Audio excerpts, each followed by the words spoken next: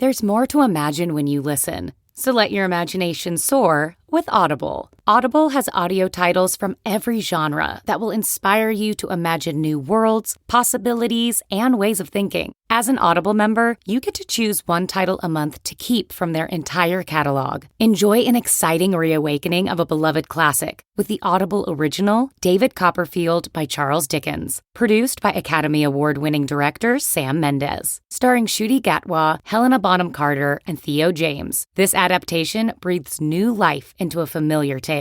New members can try Audible free for 30 days. Visit audible.com/imagine or text IMAGINE to 500-500. That's audible.com/imagine or text IMAGINE to 500-500.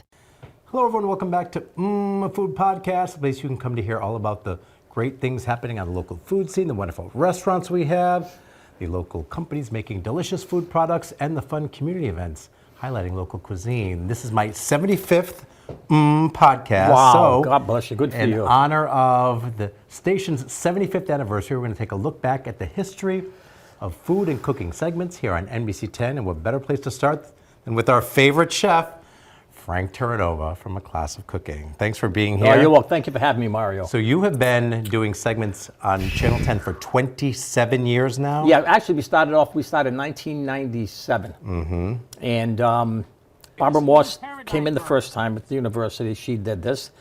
Then I guess she started becoming an anchor, or she was doing the health beat. So the school came and said, Frank, you want to do this? I said, yeah, I'll do it. Just do it for a year.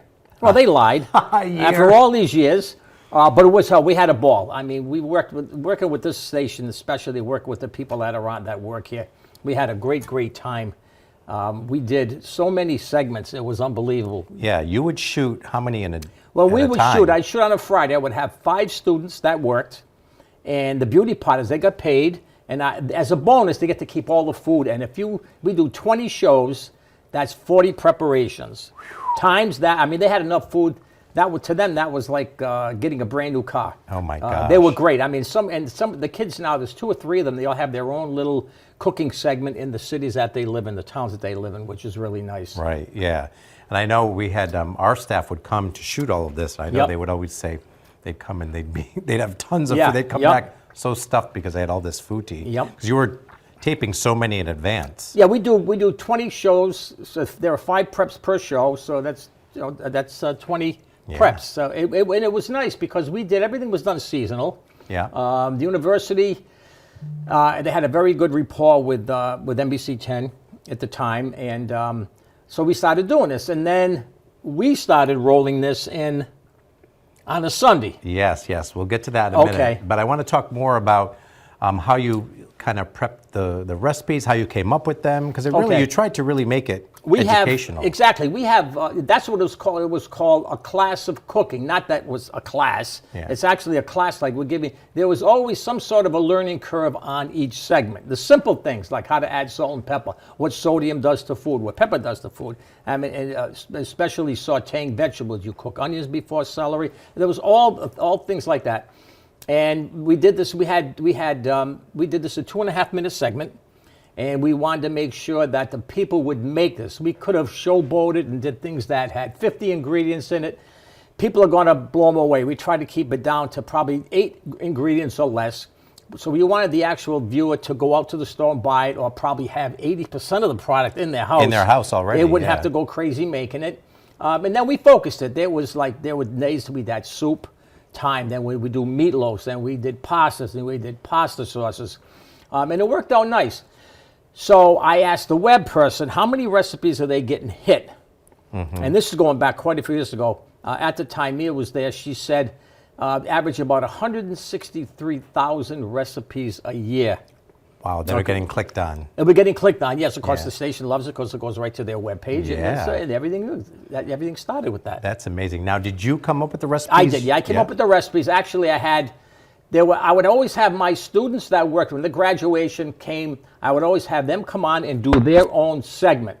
And then Steve, who was the videographer, he would have a disc made of each student that did this. This way here, they had this, they could take it and they could show somebody, their friends, or they could even keep it as a memento, or even use it when they're showing up to try to get a job like that. And it worked out really great. But like I said, we did this with 4 to 5 students. I had one student that was responsible for, I would do all the ordering, I would design probably 90% of the recipes. I would let them come up with the recipe and they would get credit for it. We even had some students that came here from Portugal, from the Azores. There's a culinary school there. They came, and one of the students, she was a girl, and she came on and she did her own segment. She did Portuguese food, but she elevated it. I remember that when you had the students come on. Yeah. Yes. So it was not only educational for our viewers, but also the students at Johnson Wales were learning a lot too. Yep.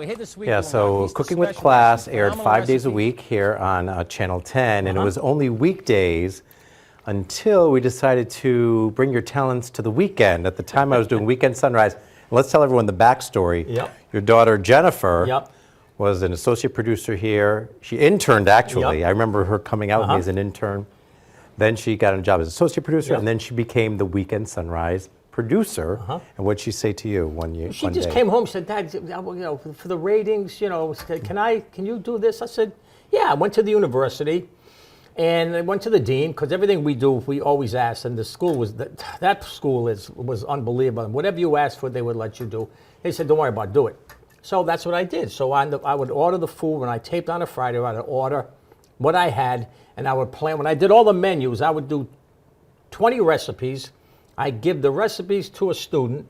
She would type and format them, and then she would give them out to each individual. Okay. So when the students came in, they knew exactly what they had to do. So it was, because I don't like confusion, especially with, Mario, you have no idea with all that food, it ran smooth as silk. You have no idea how simple it was. Yeah, it was like a well-oiled machine. It was, yeah, great kids. So then you started coming in, when we first started on the weekends, I remember it was the first Sunday of the month. Yep. And we would do, because it was a Sunday morning, we'd do a breakfast or brunch item. And then that started, and then that snowballed, and and then we started doing it weekly. But the secret, and I think a lot of people out there figure it out, but everywhere I go now, people are like, what's the chef cooking this week? What's the chef cooking today? So we actually used to tape every other week and do 2 at a time. And then it got so popular, we just said, we just use in every week now. I got stopped. This is the truth. I got stopped at the gym yesterday morning, and the guy he's an ex-cop, and he was working on. He said, "Now what are you making them this week?"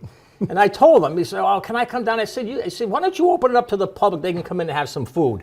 Yeah, but you have a lot of fun. First of all, you're great on TV because you want to make the recipes easy for people at home, but it also has to be easy for production-wise because you have to fit a lot in. In like your. Whether it's a minute and a half, 2, 2.5, 3, you've got to condense the recipe into TV time. Well, that's the whole thing, Mario. We want people to, we as chefs, we love to see people cook.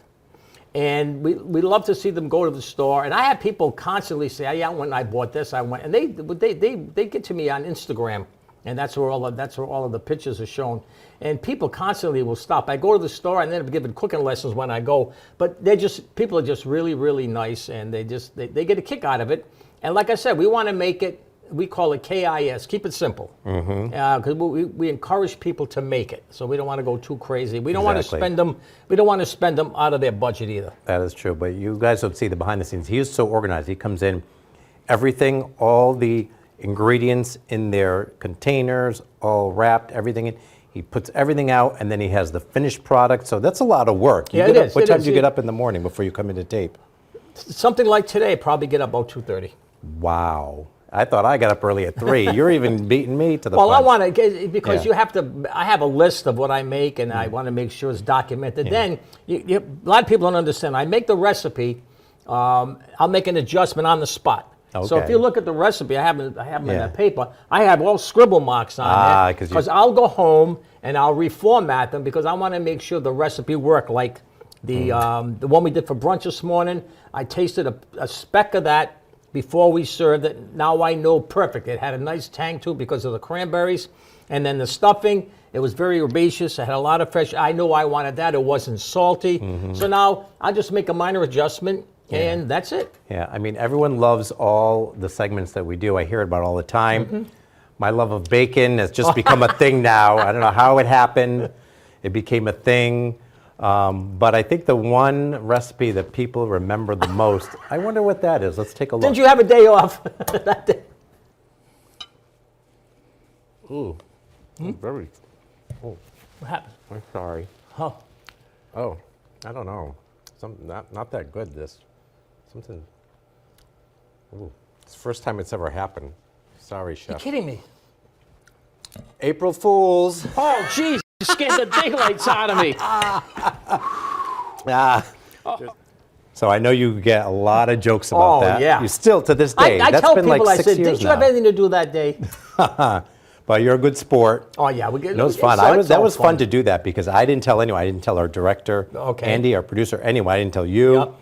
And the whole time I was very nervous. Well, people are still asking me, Yeah. you're going to get Mario back? I said, look, it's been a few years. I said, I'm Italian, and it takes a little time just to measure it on. People just get the biggest kick out of it. Exactly. What are you going to do? What are you going to do? I said, I haven't figured it out yet. Yeah. But it's nice because no matter where you go, people enjoy it. I've never had one single person ever become rude or nasty. They always stop in the store. I was out to dinner Sunday, and I got stopped 3 times in the restaurant.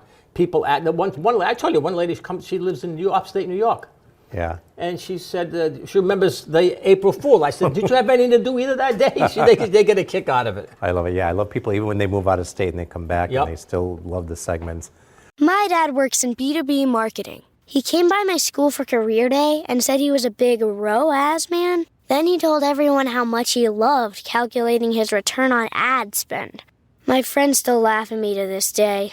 Not everyone gets B2B, but with LinkedIn, you'll be able to reach people who do. Get a $100 credit on your next ad campaign. Go to linkedin.com/results to claim your credit. That's linkedin.com/results. Terms and conditions apply. LinkedIn, the place to be, to be. Explaining football to the friend who's just there for the nachos? Hard. Tailgating from home like a pro with snacks and drinks everyone will love? An easy win. And with Instacart helping deliver the snack time MVPs to your door, you're ready for the game in as fast as 30 minutes. So you never miss a play or lose your seat on the couch or have to go head-to-head for the last chicken wing. Shop Game Day Faves on Instacart and enjoy $0 delivery fees on your first 3 grocery orders. Offer valid for a limited time. Other fees and terms apply. Of course, you're our favorite chef here on Channel 10. After you retired from Johnson & Wales, we wanted to keep you on. Yep. Cooking here on NBC 10 is synonymous with Chef Frank Terranova. Now, it used to be Cooking with Class. Now it's Class of Cooking. But you're not the first chef on Channel 10. Our history goes way, way back to the beginnings of our station. Let's take a look. One of the earliest cooking shows was Sugar and Spice in the 1950s, hosted by Betty Adams. Look, folks, you have to go to your fresh fruit and vegetable department. In the 80s, there was The Greengrocer, with advice on choosing the best fruits and vegetables. With the everybody back to school schedule. And the one I remember growing up with, Mr. Food, with his easy recipes and simple to buy ingredients. We're here this week doing our Easter special. We have some phenomenal recipes. And of course, our longest running and favorite chef, Frank Terranova, from the classroom kitchen at Johnson & Wales, weekdays at noon and 5:30. As we mentioned, the chef eventually expanded to the weekends, I would say early 2000s, when he started gracing me with his cooking talents on Weekend Sunrise. It started with just the first Sunday of the month and evolved into a weekly favorite, Sunday Brunch, with special segments along the way, our ever popular annual turkey hotline, and even deep frying a turkey on live TV. All the chefs over the years had their signature sign-offs. This is Joe Carcione, your greengrocer, with your tip for the day. All you hear is, ooh, it's so good. Now that's Cooking with Class. That famous phrase ended when Chef Frank retired from JWU to be replaced now with recipes on our website. Channel10.com. We'll see you next week. It will be here. And we're still here each and every week, not only on Sunday Brunch, but now Fridays too on Studio 10. So you've seen it's really evolved over the Yes, it years has. with different chefs and different styles of the cooking shows and cooking segments and all the different sign-offs. But I think you used to always end the weekday ones with, That's Cooking with Class. Yep. That's it. and then now the new signature end to our segments is, I'll be back. Oh, you do? I do. We'll be back. And then I say, we'll see you next week. We'll be here.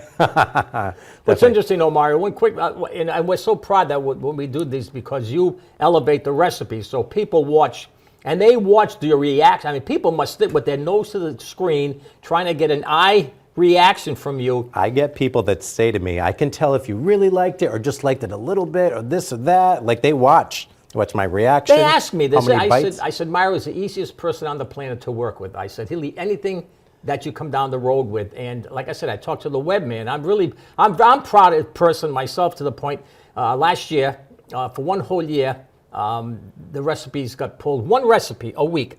Over 183,800 recipes were hit in 1 year. Wow. I asked the web guy. Yeah, that's great. And it was interesting. Yeah. Now, on the day we're taping this, you made some Thanksgiving items for me. So tell me what this is. This was a cranberry brioche bread pudding. Nice. And we served that. We did that for breakfast on Thanksgiving Day because I mentioned before, people will generally eat lunch 2 to 4, maybe later. So this can be done for breakfast. And like I said, if you're gonna make a mess of your house anyway the day before, so make it and just refrigerate. The next day, take it out. It goes in the oven and you bake it. And then this is that is the buttery. That's the buttery focaccia, herb focaccia stuffing. And I'm going to give them the formula how to do a focaccia. Yeah. If they don't want to make the whole dough, go through the whole process, I'm going to explain how to do it by just using ordinary pizza dough. Well, it's not a podcast if I don't try something, so. This is so good. You can taste that orange zest. Yeah, that's what orange and cranberry is synonymous. And then the stuffing. Yep. That's got good flavor. Yeah, and because the focaccia's got the crust on the outside has got some texture to it, a little crunchy, and the interior has what we call a crumb. It's almost like a very pillowy kind of marshmallow, and that's the way it's supposed to be. We got all the stuff you make. It is delicious. Well, simple. Yeah. Thank you for all you've done over the years. Thank you for having us. We've had a ball. We've had a ball. We have a lot more fun to have in the years to come. So definitely always turn to 10. It's the place to turn for good food. It'll make you go, We'll see you next time. It will be here.